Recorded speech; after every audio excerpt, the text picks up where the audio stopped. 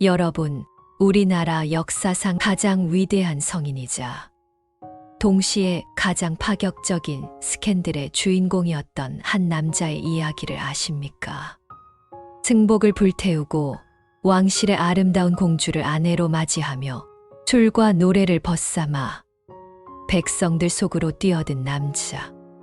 그는 신라의 고승이라는 숭고한 지위와 세속의 가장 깊은 욕망을 모두 겪어낸 인간 원효입니다. 그의 이름 앞에는 대사라는 존칭이 붙지만 그의 삶은 모든 계율을 부수는 혁명 그 자체였습니다. 우리가 흔히 아는 원효는 그저 해골물을 마시고 일체유심조를 외친 위대한 철학자에 불과하지만 정말 놀라운 이야기는 그 충격적인 깨달음 이후에 시작됩니다.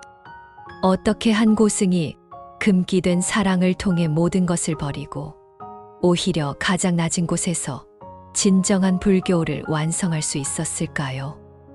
오늘 이 시간 우리는 천년의 시간을 거슬러 올라가 형식적인 신념과 생생한 삶의 진실 사이에서 갈등했던 인간 원효의 가장 뜨겁고 가장 고독했던 여정을, 그의 숨결을 따라 함께 하겠습니다. 617년 지금의 경북 칠곡군 암양면에서 한 아이가 태어났습니다. 설씨 집안의 서동이었어요. 훗날 원효대사가 될 이 아이는 어린 시절부터 범상치 않았습니다. 다른 아이들이 술래잡기나 연날리기를 할 때 혼자 산에 올라가 돌멩이에 앉아 명상을 했어요. 어머니가 걱정스러워 물어봤습니다. 서동아, 너는 왜 혼자 산에만 올라가니? 어머니, 저기 산 위에 앉아 있으면 뭔가 큰 것이 보여요. 말로는 설명할 수 없지만 정말 신기한 아이였어요. 불경을 읽어주면 한 번에 외워버리고 스님들이 와서 법문을 해도 그런데 스님, 그게 정말 맞는 건가요? 라고 질문을 던지곤 했습니다. 8살 때 일이었는데 한 고승이 마을에 와서 법문을 했어요. 부처님은 서쪽 극락세계에 계신다. 그때 어린 서동이 손을 번쩍 들었습니다. 스님, 그럼 부처님은 왜 우리 마을에는 안 오세요? 스님이 당황했어요. 그래서 이렇게 대답했죠. 부처님은 너무 높고 귀한 분이셔서. 그런데 서동이가 다시 물었습니다. 그럼 부처님이 모든 중생을 사랑한다고 하시는 건 거짓말인가요? 그 순간 스님은 할 말을 잃었어요. 8살 아이가 던진 질문이 불교의 핵심을 꿰뚫고 있었거든요. 15세가 되던 해 서동은 드디어 출가를 결심합니다. 부모님이 만류했지만 의지가 확고했어요. 아버지, 어머니, 저는 정말로 부처님이 무엇인지 알고 싶어요. 그리고 모든 사람들이 행복해질 수 있는 방법을 찾고 싶어요. 그렇게 원효라는 법명을 얻고 승려가 되었습니다. 원효라는 이름은 근본적인 새벽이라는 뜻이에요. 정말 예언적인 이름이었죠. 그런 원효에게 운명을 바꿀 친구가 나타납니다. 바로 의상대사예요. 같은 나이, 같은 꿈을 가진 두 젊은이였습니다. 의상은 귀족 출신으로 학문에 뛰어났고 원효는 서민 출신으로 직감력이 뛰어났어요. 정말 찰떡궁합이었죠. 두 사람은 금방 중마고우가 되었습니다. 함께 불경을 읽고 함께 토론하고 함께 수행했어요. 그리고 함께 꿈을 꾸었죠. 그 꿈이 뭐였을까요? 바로 당나라 유학이었습니다. 의상아, 우리나라 불교는 아직 부족해. 진짜 불교를 배우려면 당나라로 가야 해. 맞아, 원효야. 현장 법사 같은 분들이 계시는 당나라에 가서 제대로 된 불교를 배우자. 당시 당나라는 불교의 최고 선진국이었어요. 인도에서 직접 불경을 가져온 현장 법사를 비롯해서 수많은 고승들이 있었죠. 두 젊은 승려에게는 꿈의 땅이었습니다. 두 사람은 650년 33세의 나이에 드디어 당나라행을 결심합니다. 모든 것을 정리하고 긴 여행 준비를 마쳤어요.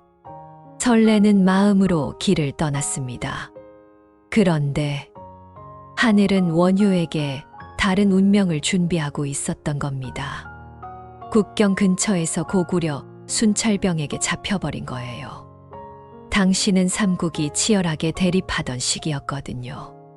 신라 승려 2명이 당나라로 간다는 것이 의심스러웠던 거죠. 너희들 정체가 뭐냐? 혹시 간첩 아니냐? 저희는 그냥 공부하러 가는 승려입니다. 하지만 순찰병들은 믿지 않았어요. 결국 두 사람은 신문을 받고 신라로 되돌려 보내집니다. 첫 번째 도전이 실패로 끝난 거였어요. 하지만 원효는 포기하지 않았어요. 의상도 마찬가지였고요. 10년을 더 기다렸습니다. 10년 동안 더 열심히 공부하고 더 깊이 수행했어요.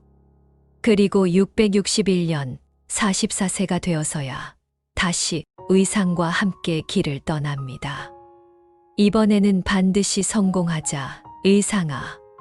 그럼 원효야, 우리 나이가 이제 40 넘었는데 이번이 마지막 기회일 거야. 두 사람은 이번에는 더 조심스럽게 길을 떠났습니다. 국경지대를 피해서 우회하는 길을 택했어요. 며칠째 험한 산길을 걸었습니다. 그런데 바로 그 여행길에서 원효에게 운명적인 깨달음이 찾아옵니다. 비가 억수같이 내리던 어느 날 밤이었어요. 두 사람은 길가의 동굴을 발견하고 그곳에서 잠을 청하기로 했습니다. 원효야, 오늘은 여기서 자야겠다. 비가 너무 심해. 그러자 의상아, 내일 아침 일찍 출발하자. 한밤중이었습니다. 원효가 갑자기 목이 말라서 잠에서 깼어요. 손으로 더듬거리며 물을 찾았습니다. 다행히 동굴 한편에서 물이 담긴 그릇을 발견했어요.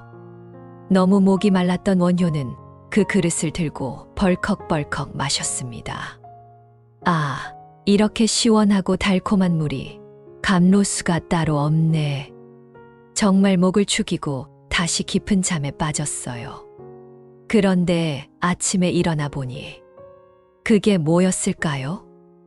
원효는 자신이 마신 그릇을 찾아봤습니다. 그런데 그것은 바로 해골바가지였습니다. 누군가 죽어서 뼈만 남은 해골이었어요. 그 안에는 며칠 전에 내린 빗물이 고여 있었고 죽은 벌레들이 둥둥 떠 있었습니다. 우엑! 원효는 참을 수 없이 토하기 시작했습니다.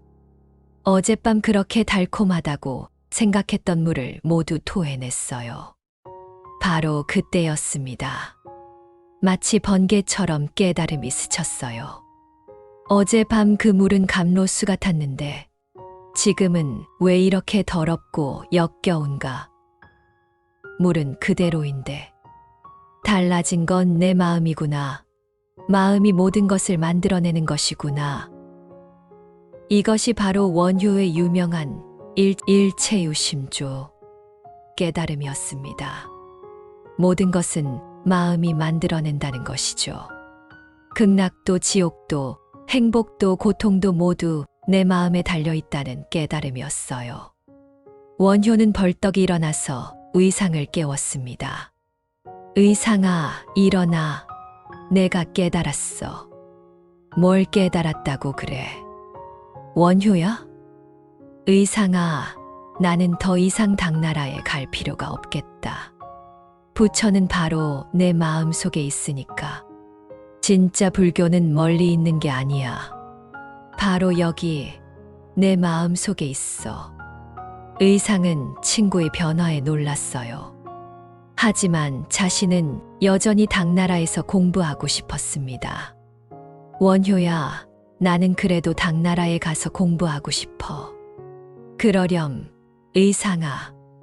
우리는 각자 다른 길을 가는 거야. 너는 당나라에서 정통 불교를 배우고 나는 여기서 새로운 불교를 만들어 보겠어. 그렇게 의상은 홀로 당나라로 떠나고 원효는 신라로 돌아옵니다. 그리고 이때부터 원효는 기존의 틀에 박힌 불교가 아닌 자유롭고 창조적인 불교를 펼치기 시작합니다. 돌아온 원효는 완전히 달라져 있었습니다. 더 이상 경직된 승려가 아니었어요. 자유롭고 창조적이었죠. 기존의 불교 교리에 얽매이지 않고 자신만의 독특한 해석을 내놓기 시작했어요. 그러나 이건 아직 시작일 뿐입니다. 진짜 이야기는 지금부터거든요. 원효가 40대 중반이 되었을 때 그의 인생을 완전히 뒤바꿀 만남이 기다리고 있었습니다. 과연 누구와의 만남이었을까요? 그리고 그 만남이 원효의 인생을 어떻게 바꿔놓았을까요? 원효가 깨달음을 얻고 신라로 돌아온 지 몇 년이 흘렀습니다. 그는 이미 신라 불교계의 거장으로 인정받고 있었어요. 대승기실론소, 금강산매경론 같은 부류의 명작들을 저술하며 학계의 주목을 받고 있었죠. 하지만 원효에게는 한 가지 큰 고민이 있었습니다. 내가 아무리 깊은 법문을 해봐야 귀족들과 일부 지식층만 알아들을 뿐이야. 진짜 고통받는 백성들에게는 어떻게 부처님 말씀을 전해야 할까? 당시 신라의 불교는 완전히 귀족 종교였어요. 절도 귀족들이 짓고 법문도 귀족들을 위한 것이었죠. 일반 백성들은 불교가 뭔지도 몰랐습니다. 원효는 이런 현실이 답답했어요. 어느 날 원효가 시장을 지나가다가 목격한 장면이 있었어요.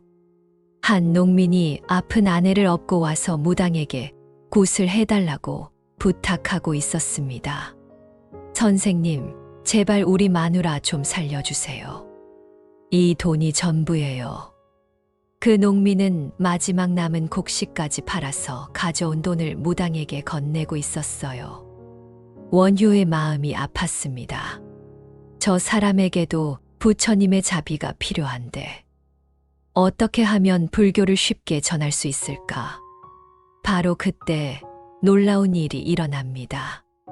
665년 어느 가을날 원효에게 왕궁에서 전갈이 옵니다.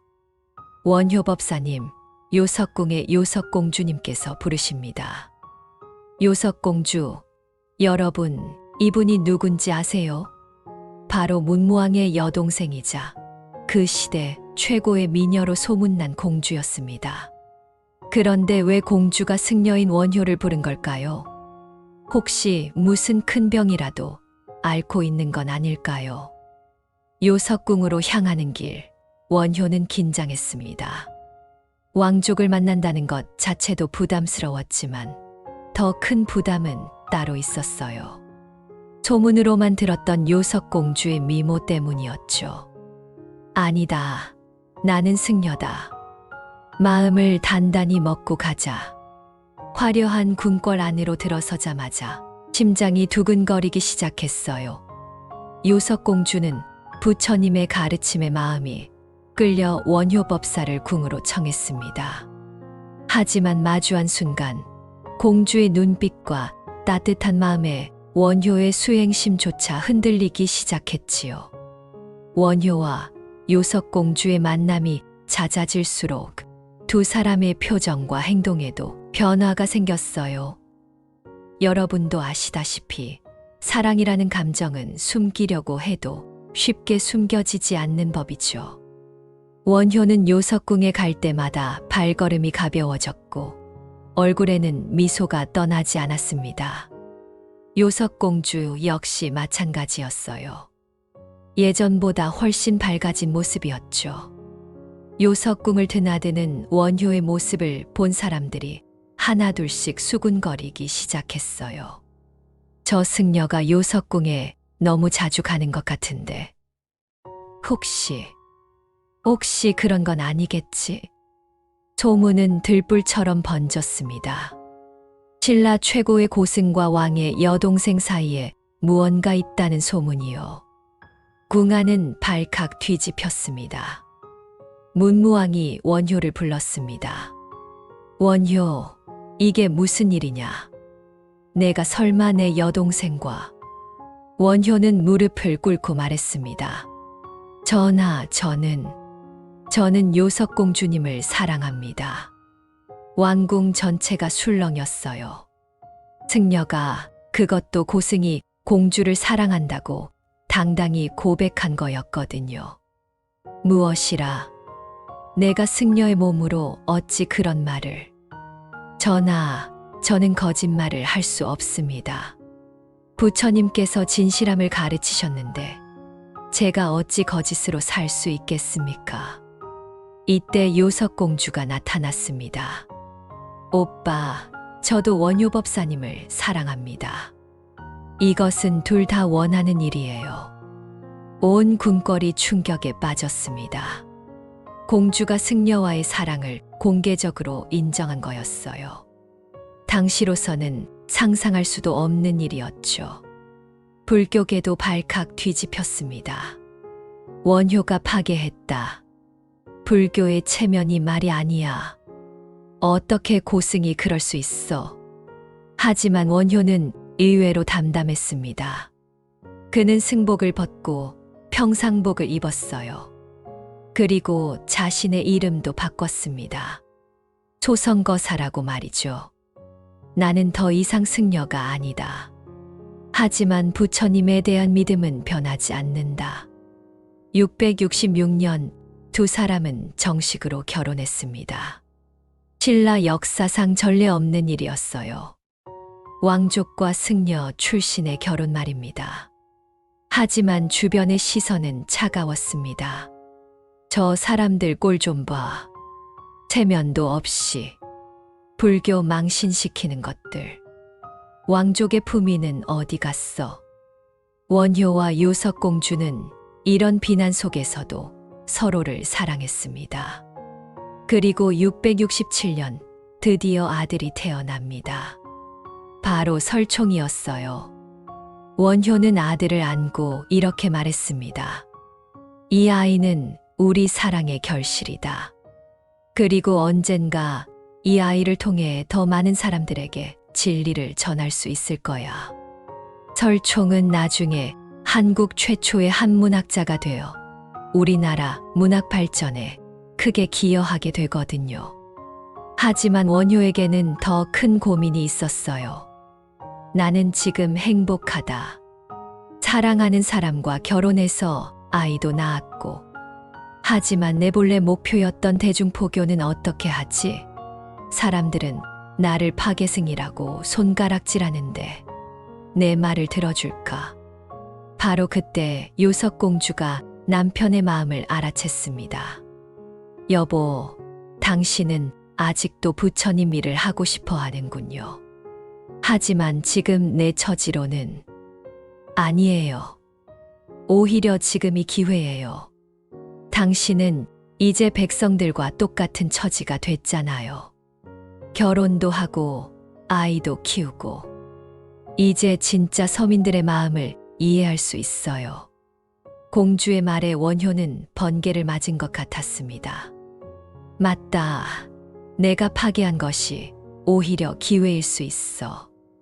그런데 여러분, 원효가 어떤 방법으로 대중들 속에 들어가려고 했을까요? 그 방법이 정말 놀라워요. 원효는 완전히 새로운 방법을 생각해냈습니다. 기존의 딱딱한 법문이 아니라 노래와 춤으로 불교를 전파하기로 한 거예요. 어느 날 아침 원효는 커다란 박을 들고 집을 나섰습니다. 요석공주가 궁금해서 물었어요.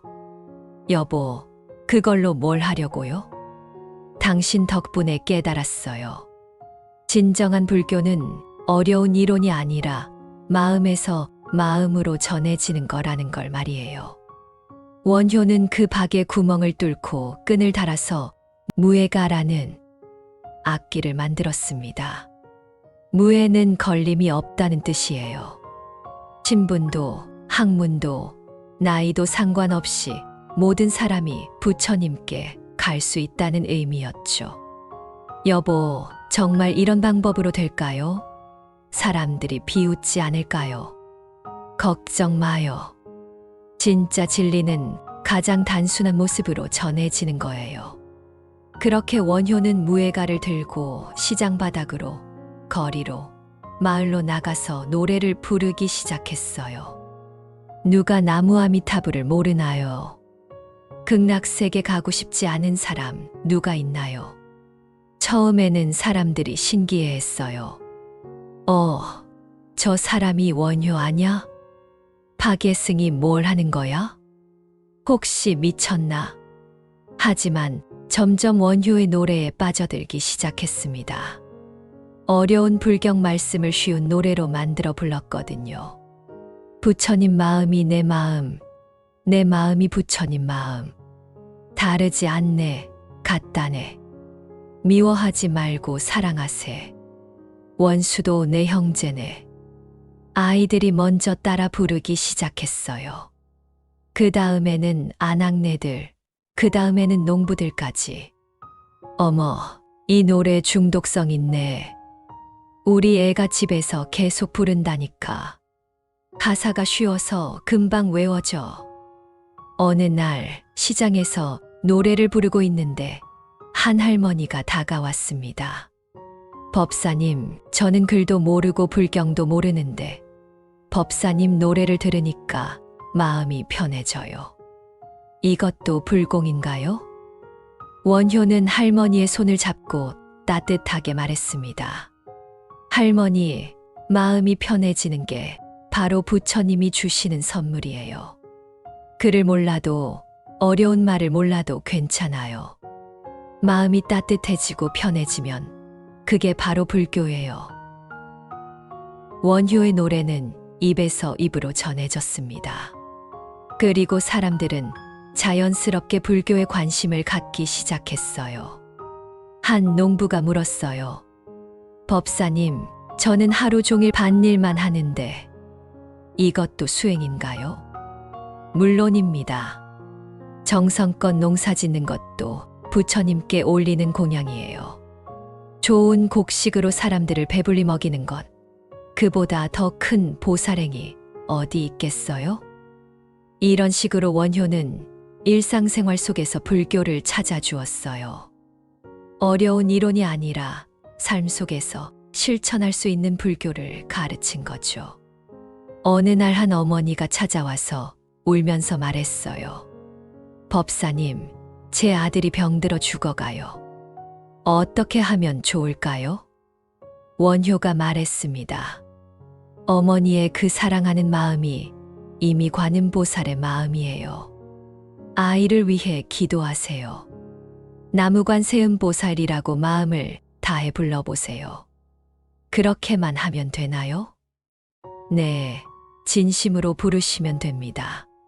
관음보살님은 간절한 마음을 아시니까요. 정말 신기하게도 그 아이가 나았어요. 소문이 퍼지자 더 많은 사람들이 원효를 찾아왔습니다. 요석공주도 남편을 적극적으로 도왔습니다. 궁궐에서 나와 백성들과 함께 생활하며 여성들에게 불교를 전했어요. 공주님, 저희 같은 사람들도 부처님께 기도해도 되나요? 당연하죠. 부처님은 모든 중생을 사랑하세요. 신분이 높고 낮음이 어디 있어요? 공주는 특히 여성들의 고충을 잘 이해했어요. 시집살이의 어려움, 자식 걱정, 남편 걱정. 이런 것들이 모두 수행의 기회가 될 수 있다고 가르쳤습니다. 그렇게 10여 년이 흘렀습니다. 원효의 무예가는 신라 전역에 퍼졌고 불교는 진정한 대중종교가 되었어요. 어느 날 저녁 원효와 요석공주가 함께 석양을 바라보며 앉아 있었습니다. 이제 설총도 10살이 넘었어. 총명한 아이로 자라고 있었어요. 여보, 후회하지 않아요? 승려 그만두고 저와 결혼한 것. 원효가 아내의 손을 잡으며 미소 지었습니다. 당신 덕분에 진짜 깨달음을 얻었어요. 부처님이 정말 원하신 것이 뭔지 알게 됐어요. 모든 중생이 행복해지는 것. 그게 진짜 불교였어요. 그럼 설총이는 어떻게 될까요? 우리 아들은 새로운 방법으로 사람들을 깨우칠 거예요. 불교만이 아니라 학문으로도 말이에요. 정말 그렇게 되었습니다. 설총은 자라서 한국 최초의 한문학자가 되었고 원효의 정신을 이어받아 어려운 학문을 쉽게 가르치는 교육자가 되었어요. 원효는 686년 70세의 나이로 세상을 떠날 때까지 대중포교에 힘썼습니다. 그의 마지막 말은 이랬어요. 내가 파괴했다고 비난하던 사람들도 있었지만 진정한 사랑은 나를 더 큰 깨달음으로 이끌었다. 사랑도 부처님이 주신 선물이다. 그리고 이제 나는 확신한다. 부처님은 절 안에만 계신 게 아니라 사랑하는 사람들의 마음 속에, 서로를 아끼는 가족들 사이에, 이웃을 돌보는 마음 속에 계신다는 것을. 원효 대사가 세상을 떠난 후에도 그의 무예가는 계속 불려졌어요. 그리고 수많은 사람들이 그의 가르침을 따라 불교에 입문했습니다. 여러분, 원효 대사의 이야기는 우리에게 무엇을 말해주고 있을까요? 때로는 세상의 잣대를 벗어나는 용기가 진정한 깨달음으로 이끄는 길이 될 수 있다는 것이 아닐까요? 원효는 승려라는 틀을 벗어났지만 오히려 더 많은 사람들을 부처님께 인도했어요. 사랑한다는 것, 그것 자체가 이미 부처님의 마음이라는 것을 원효 대사는 일생을 통해 보여주셨습니다. 계율보다 더 중요한 것은 자비로운 마음이고 형식보다 더 중요한 것은 진실한 사랑이라는 것을요. 혹시 여러분 중에도 남들의 시선 때문에 포기한 사랑이나 꿈이 있으신가요? 원효 대사의 이야기를 통해서 용기를 얻으시길 바랍니다. 때로는 용기 있는 선택이 더 큰 행복과 깨달음을 가져다 줄 수 있으니까요.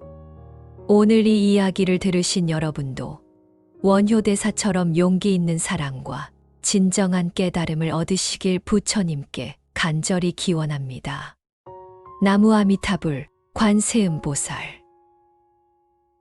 부처님의 자비기원.